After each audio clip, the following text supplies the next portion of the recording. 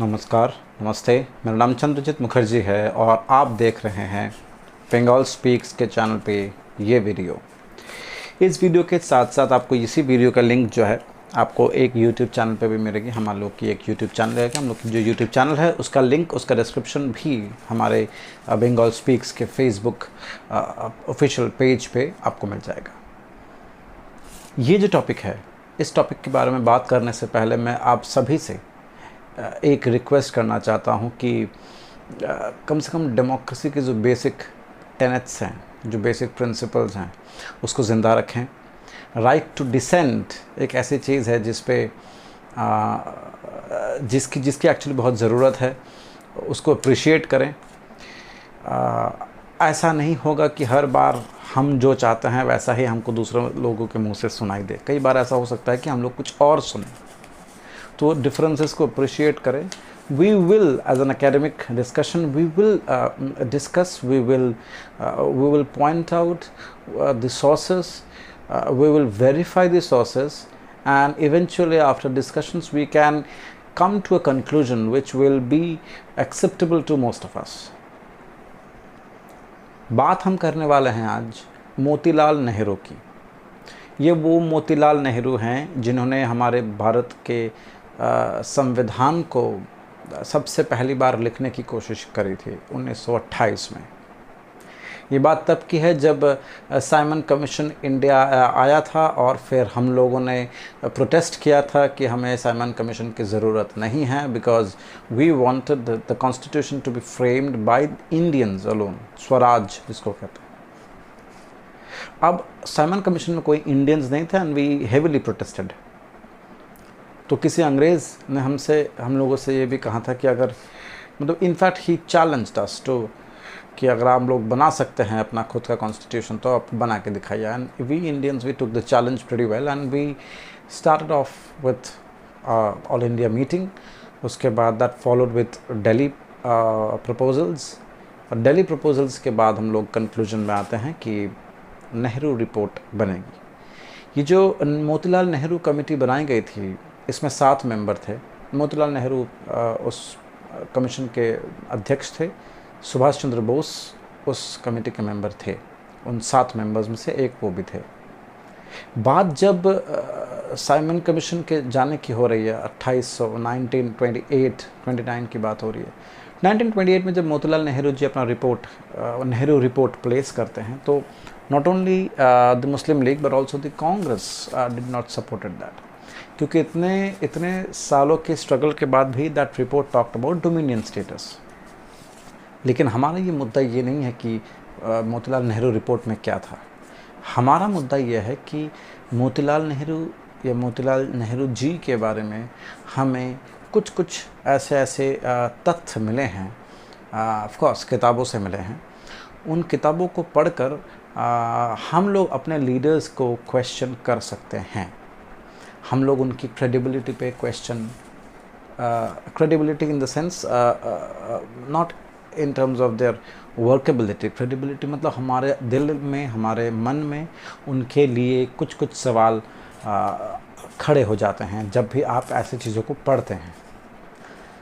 देखिए, अब कोई कह सकता है कि बीत गई बात गई से पुरानी बातें हैं, लेकिन आज भी सुभाष चंद्र बोस को लेकर कई सारे स्टोरीज़ हैं। और इसमें कोई संदेह की बात नहीं है कि अगर सुभाष चंद्र बोस पे इतनी सारी स्टोरीज़ हैं तो डेफिनेटली कोई बात ज़रूर रही होगी। नॉर्मल मौत उन्हें नहीं मिली। कोई लोग कहते हैं उत्तर प्रदेश के फैज़ाबाद में 1989 में मरे हैं, कोई कहता है 1970s में या अर्ली 80s में मरे हैं, कोई कहता है 1945-46 के बाद जो प्लेन क्रैश हुआ था 47 उसके साथ आसपास मारे गए थे। हालांकि एक भी कंक्लूसिव एविडेंसेस नहीं है। इनफैक्ट उनके निधन के बाद हमारे जो इंग्लिश के जो रेसिडेंट थे, इंग्लिश के जो सेक्रेटरी थे इंडिया में, उनको भी रंगून से, उनको भी जापान से कई सारे टेलीग्राम्स मिले थे जिससे ये प्रूव हो रहा था कि वो ज़िंदा थे। इसके अलावा एक और इंसान को उनके बारे में पता थी, हालांकि उनकी भी मौत बहुत ही सस्पिशियसली हो गई। हम बात कर रहे हैं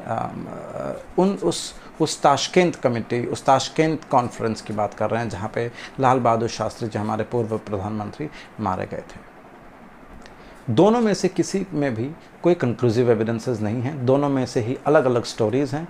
और आज तक 72-73 साल हो गए इंडिपेंडेंस, मतलब रिपब्लिक हुए हम लोग को, लेकिन आज तक इन महान लीडर्स के बारे में हमारे पास क्वेश्चंस के अलावा कुछ नहीं है। कुछ आंसर्स थे जिसको एक्सेप्ट नहीं किया गया।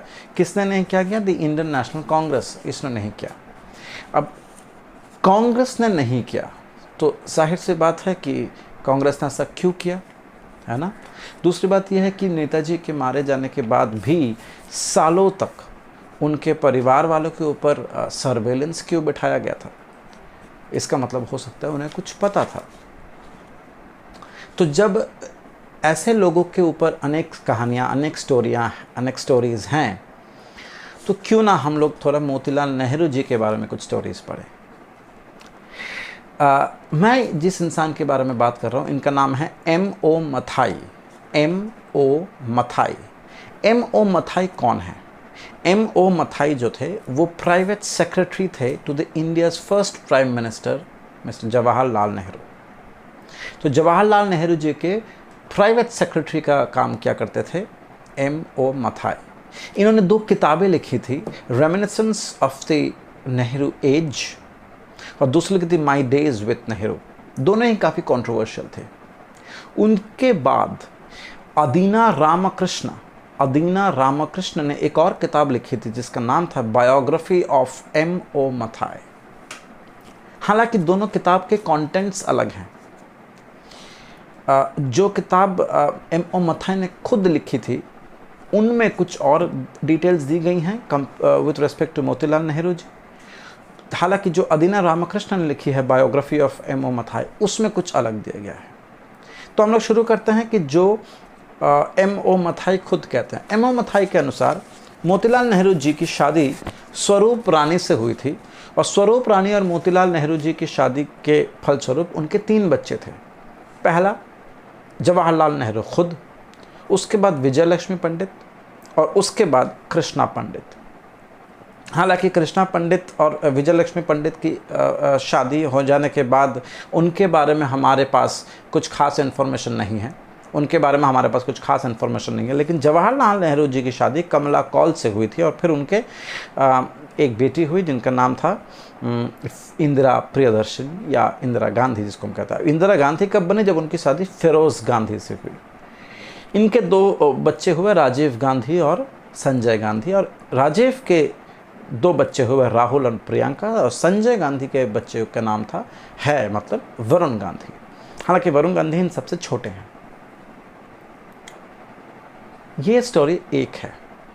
दूसरी स्टोरी जो अदीना रामकृष्ण लिखते हैं, उस स्टोरी में कुछ अलग हिस्सा है।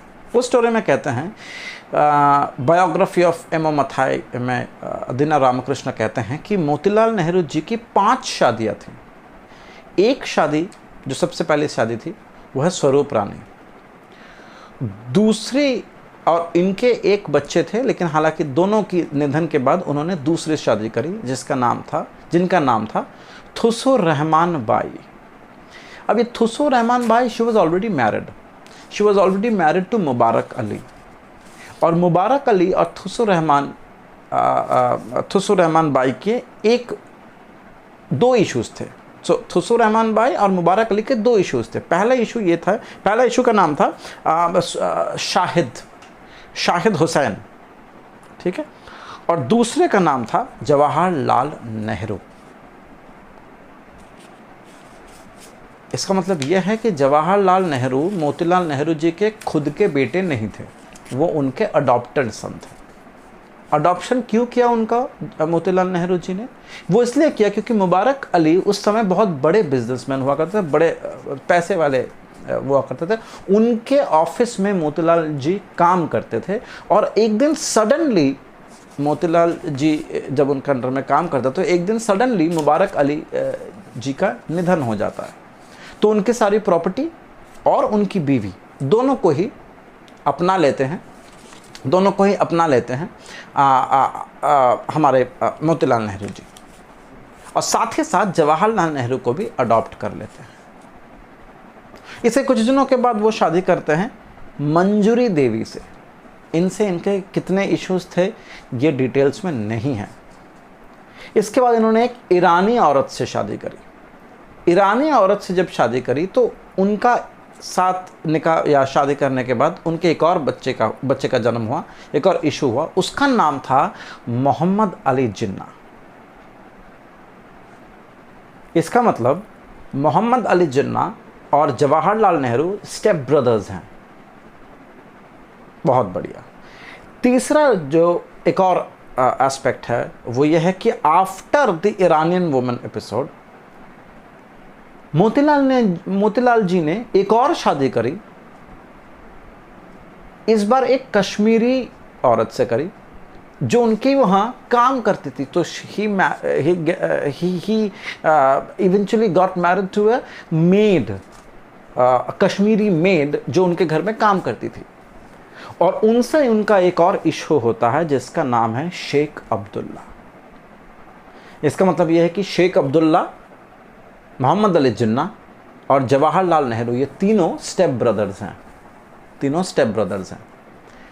हालांकि शेख अब्दुल्ला और मोहम्मद अली जिन्ना ये दोनों मोतीलाल जी नेहरू के खुद के बच्चे हैं, जबकि जवाहरलाल नेहरू जी मुबारक अली और थुसुर रहमान भी बाई के बच्चे हैं। He got adopted by Motilal ji. अब इस स्टोरी के विरुद्ध में, इस स्टोरी के कॉन्ट्ररी एक और स्टोरीज हैं। जैसे अकबर अहमद अपने किताब में लिखते हैं कि ऐसा नहीं है, जवाहरलाल नेहरू जी उनके खुद के बेटे हैं। स्वरूप रानी और नेहरू जी के, मोतीलाल नेहरू जी के खुद के बेटे का नाम जवाहरलाल नेहरू है। और जिन्ना के पिता का नाम था भाई पूंजा। अभी भाई पूंजा गुजरात में शिफ्ट हो जाते हैं लेटर ऑन, लेकिन ये इनके साथ नेहरू जी का, मोतीलाल नेहरू जी का कोई रिलेशन नहीं है। दूसरी तरफ विजय लक्ष्मी पंडित, मतलब कि नेहरू की, जवाहरलाल नेहरू जी की छोटी बहन, वो खुद लिखती हैं in the book called the scope of happiness a personal memoir. इसमें वो लिखती हैं कि नहीं, ये सारी बातें जो मोतीलाल नेहरू जी के बारे में लिखी गई हैं वो सब गलत है। अब स्वाभाविक है कि वो उसी परिवार से हैं, तो there is a sheer clash of interest, तो इसमें कोई कुछ कर नहीं सकता।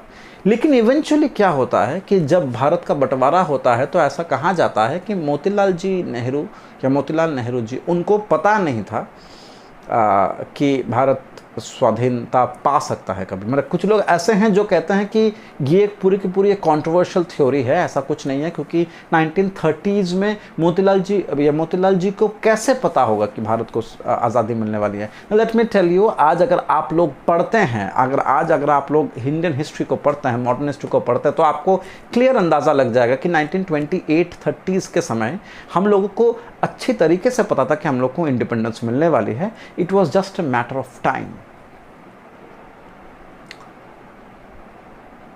अब सवाल जो है वो ये है कि सवाल आइडेंटिटी पे है, सवाल जवाहरलाल जी के आइडेंटिटी पे है।